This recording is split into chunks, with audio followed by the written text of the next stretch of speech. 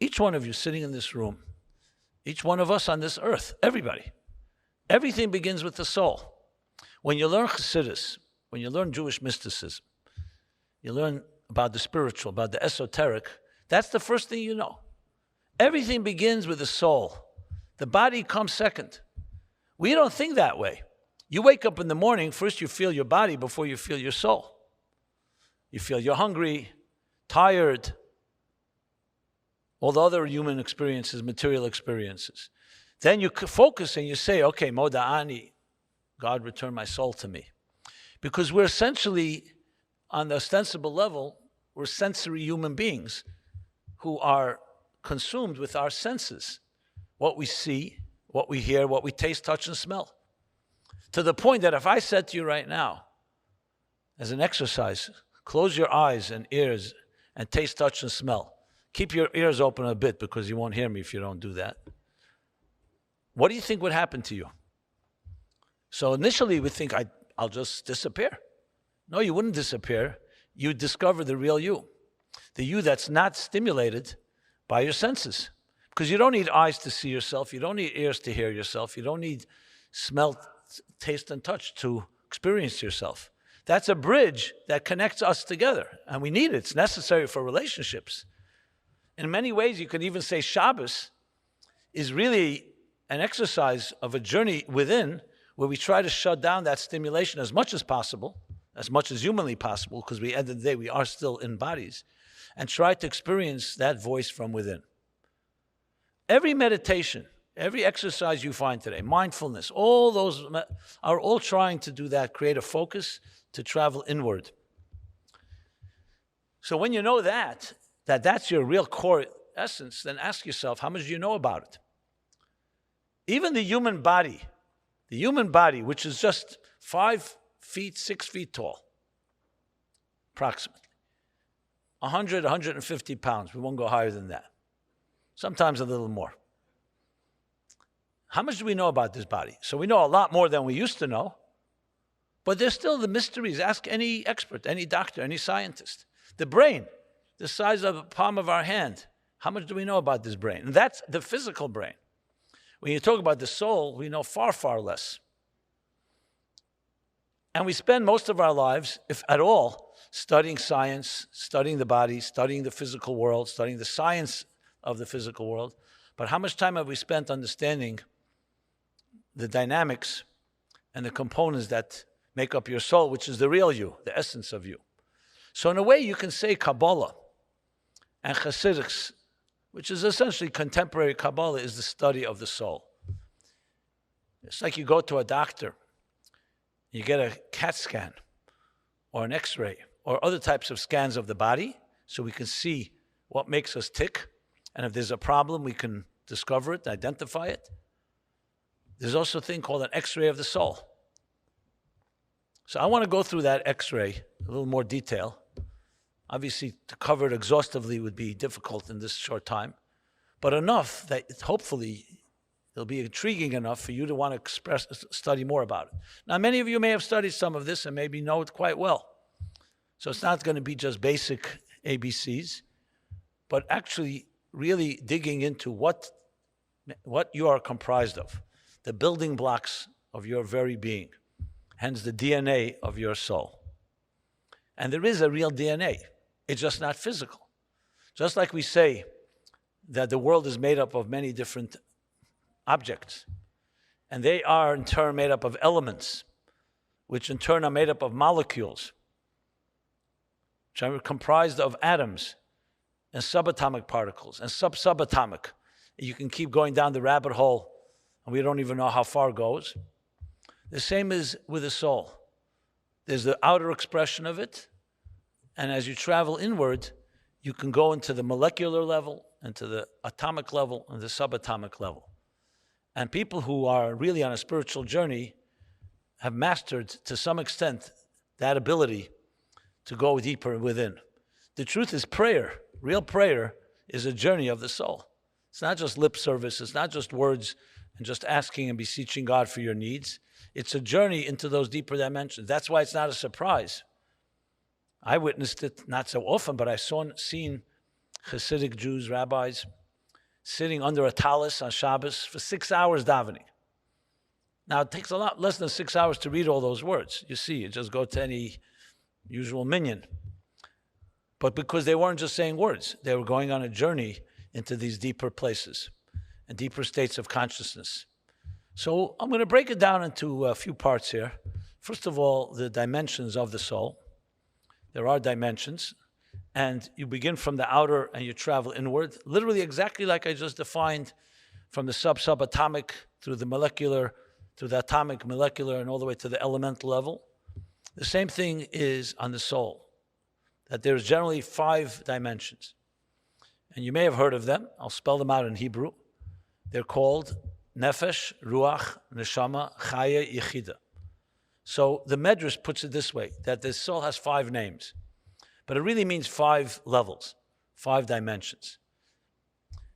So on the external, on the surface level, they sound synonymous. But when you understand what they are, they're not at all synonymous.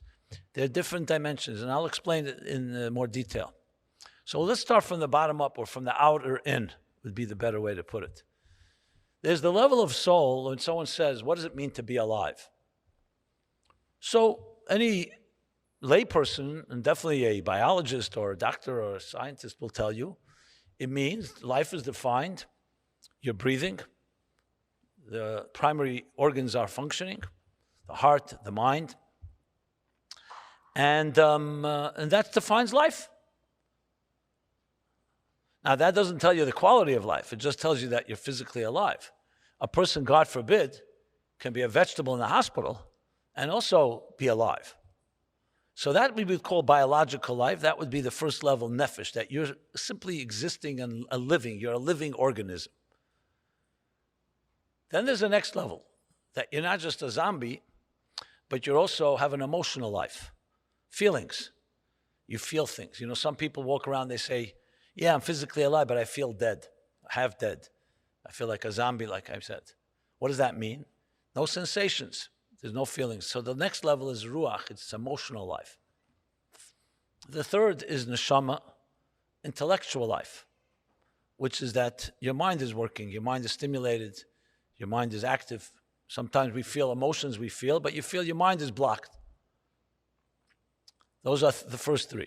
Those are what we'll call the conscious dimensions of the soul, the conscious expression of the soul.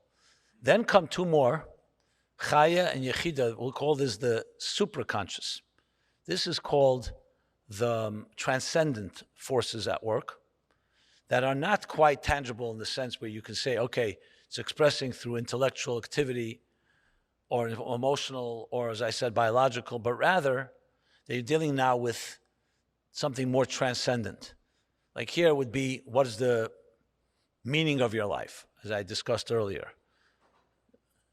And finally, Yechida would be the level that is the place where you're closest to the very core essence of who you are, like being at peace with yourself in that deepest place.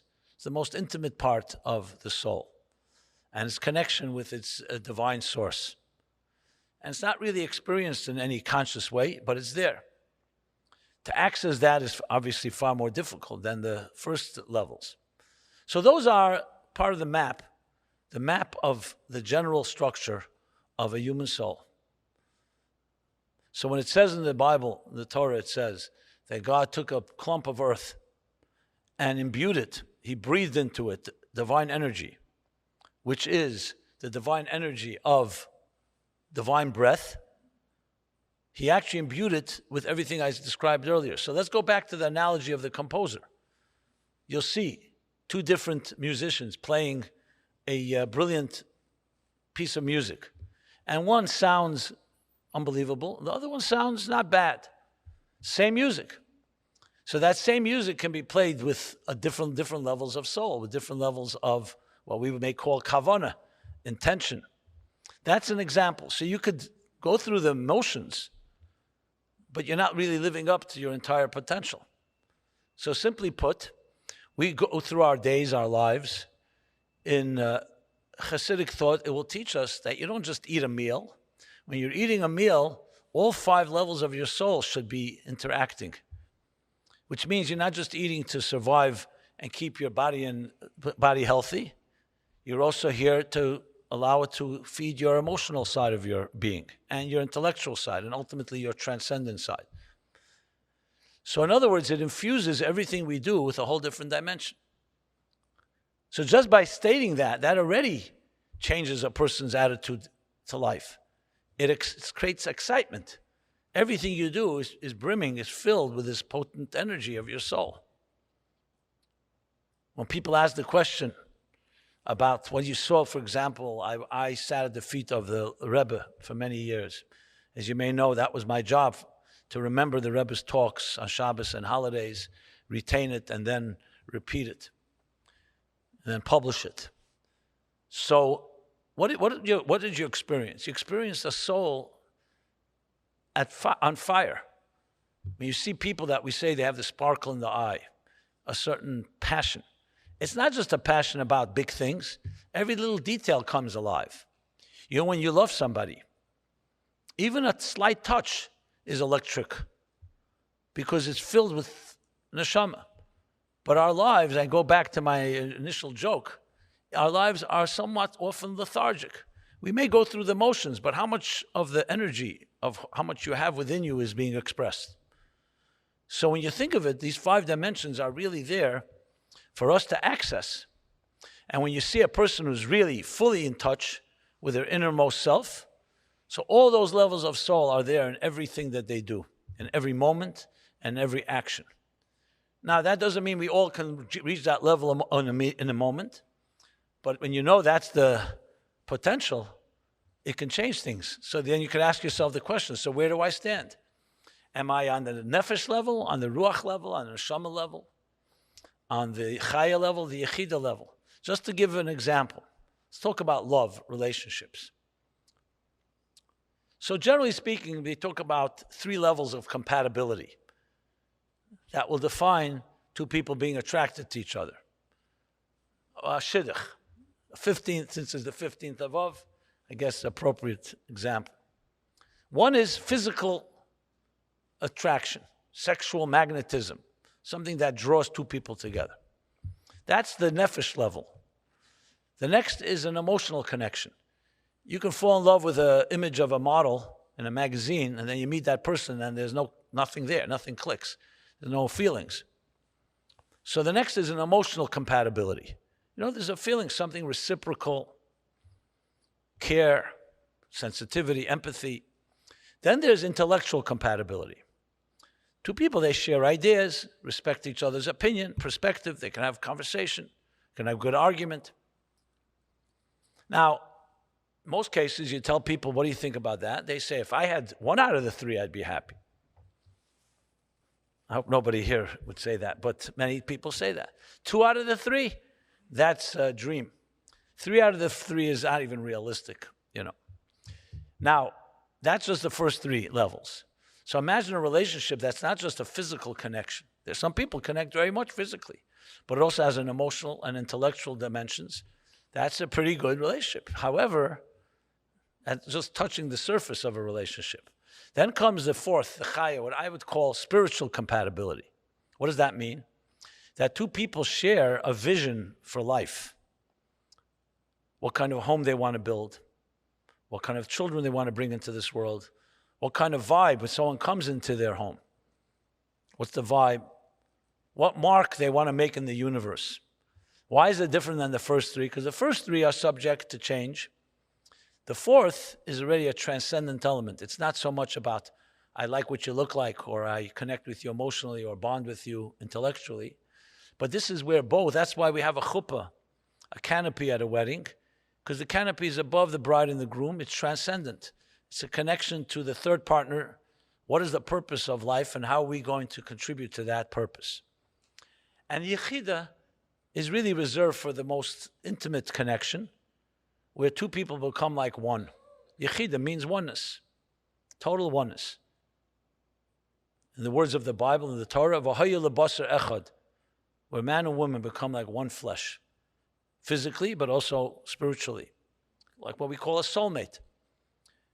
So when you think of it that way, you can develop a whole series of workshops, and I have done that to some extent, of teaching people how to enhance their relationship by first identifying, is it a nefesh, is it ruach, is it neshama, is it chay, yechida? And each of them, you can always room for improvement and growth. On a collective level, that would be the general relationship we have with God. And what is that relationship? So every day of the year, we pray 3 times a day. You know why 3? Corresponds to nefesh, ruach, and neshama, because we, on a regular mundane weekday, we can connect to the 3 conscious levels, the biological, emotional, and intellectual. On Shabbos and holidays, we add a 4th prayer. It's called Musaf. We introduce the transcendent. That doesn't mean you can't have it at all in the weekdays, except it's not as prominent. And once a year, when do we pray 5 prayers? Great. Yom Kippur, Ne'ilah, the 5th prayer. And what do we say? That prayer, all the gates are open. There are no boundaries. It's complete, unified connection with the essence of the divine and the essence of your soul. Now, that doesn't mean it's not beating inside your chest right now, that yechida. However, it's harder to access. You could access it. All 5 levels are accessible. But it's a question of how easy and how many layers you have to deal with to get to that place. And I'm not even addressing now all the blockages and inhibitions and obstacles and fears and insecurities that even trap us to not even get to the first level of nefesh. So if you really want to do this in a thorough way, you have to also look at, are you even being soulful? I was speaking about someone who's already come to understanding that their soul is more important than their body. And then you go on that journey. Most of us are challenged with, 1 minute, I have bodily needs, I have other needs, I have other things to address. I have to satisfy people's expectations and demands and their perceptions and so on. How many of us are struggling with the demons, real or imagined, in our lives?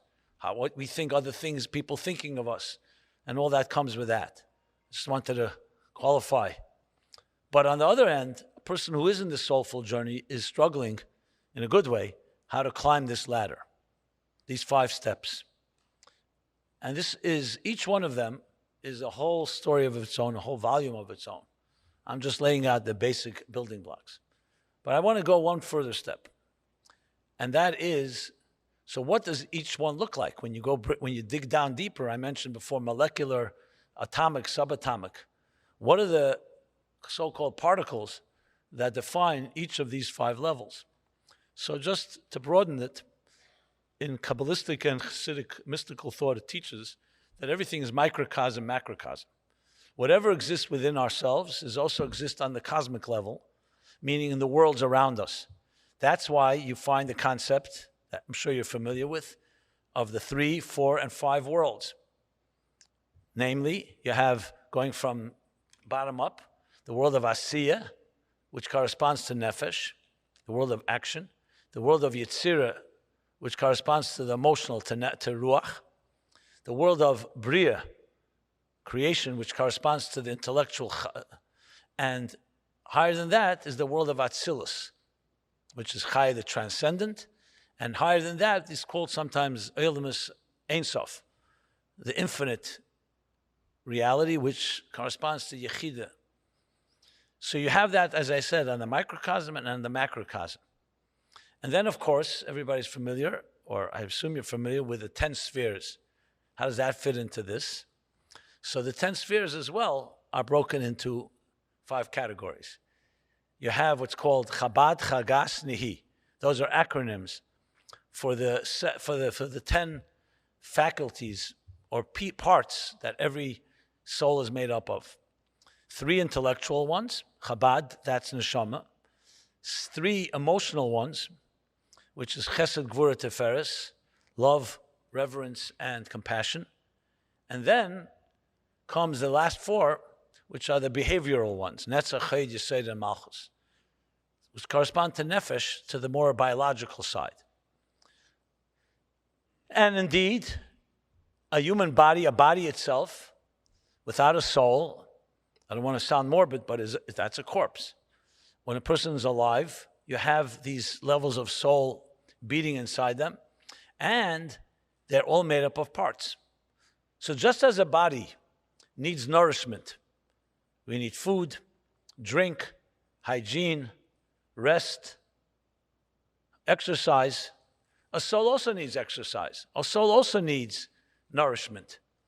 And when you understand the parts that the soul is made of, then you can understand how you nourish it. How do you nourish the behavioral? By behaving in a way that's aligned with your soul. So I recently came up with an idea called immersing yourself in your spiritual spa. SPA is an acronym for study, prayer, action. And those that are more familiar with the text will know that that is the three pillars upon which the world stands. It says, Ashleisha Dvarim Ha'elam Ha'imid. On three pillars the world stands. And the world here means both the cosmic world and the microcosmic world, which is Elam Katan Zeh Adam, every human being. And what are the three pillars? Torah, study. Avodah, prayer, which is service of the heart, Avodah Shebelev. And Gemilas Chasadim, doing good deeds, kindness, actions. And what are they? There you have, Neshama, Ruach, and Nefesh. It's cognitive conditioning, emotional conditioning, and behavioral conditioning.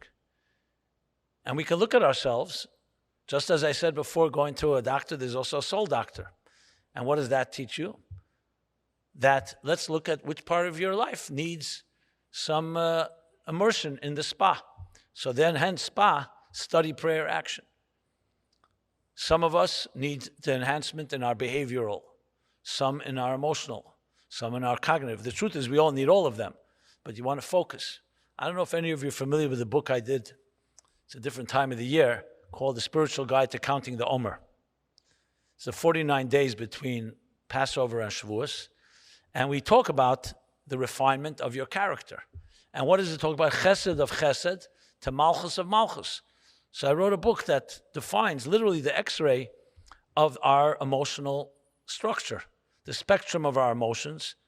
So for example, many people are very loving. They're very loving. So evaluate your love.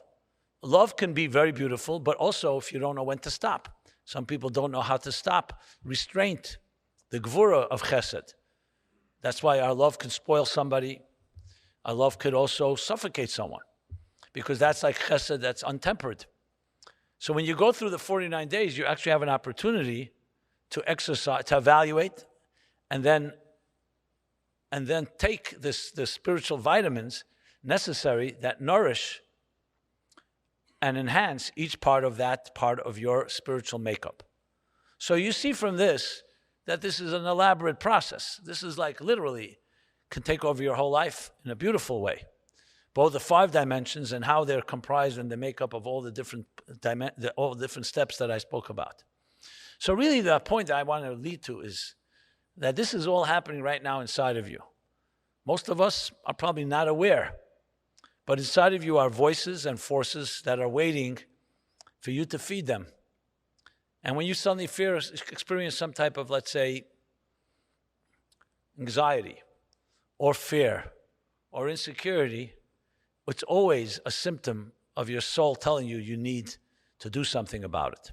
Just like pain. We don't like pain, but pain is a red flag. It's a signal. It's telling you do something about it. The soul can't speak to us in physical terms, so it speaks to us in emotional terms and in psychological terms. Every anxiety is your soul crying out, help me. Not necessarily a distress call, depends on the level of anxiety, but definitely a call that's telling you, I need to be fed. Sadly, we live in a world where we were not taught most of what I just said. So besides the fact that we don't even understand our own voices, we don't even know how to feed them. So what do you do when a person is in that state? Well, this has been essentially the essence of my whole life. My whole life I grew up with this.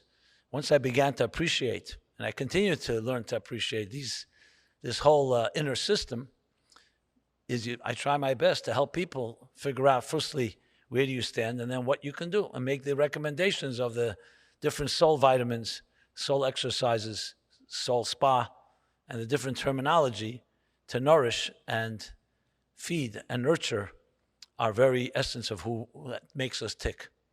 So yes, we know there's a world of therapy.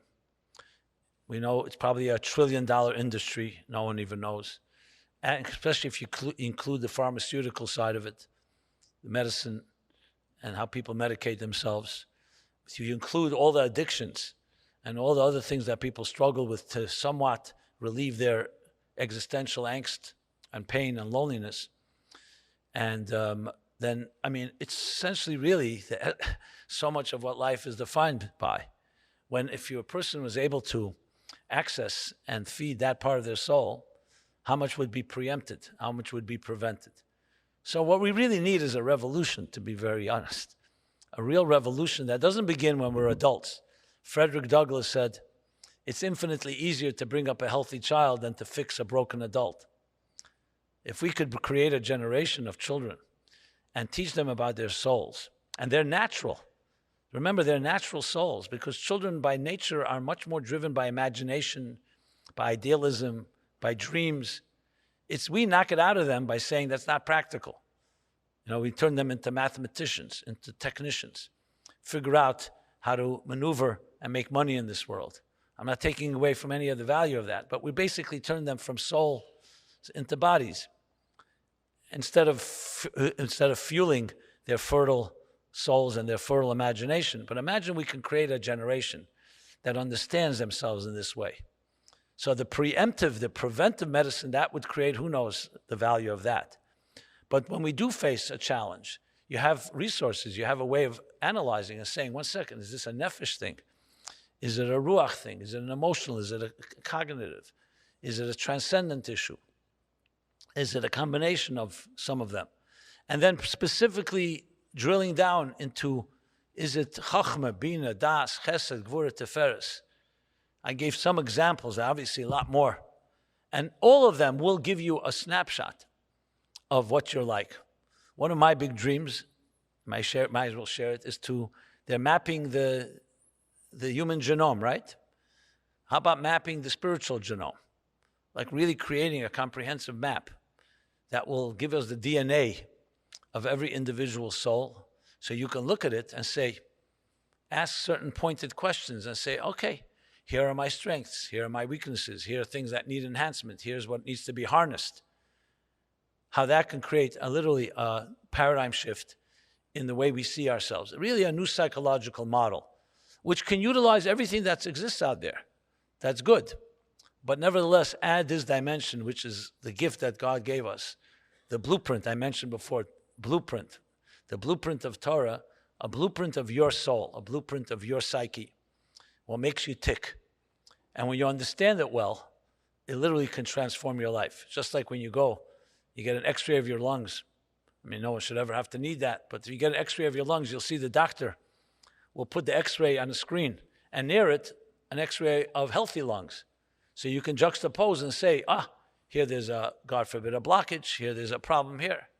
So it's critical to have a picture of the so-called, the quintessential archetype of what a healthy spiritual genome looks like. And then you could say, okay, now where do I stand in regard to that and grow toward that to create a far better and healthier human being. If you like that video, hit the subscribe button and notification bell below for hours of the best Jewish content online.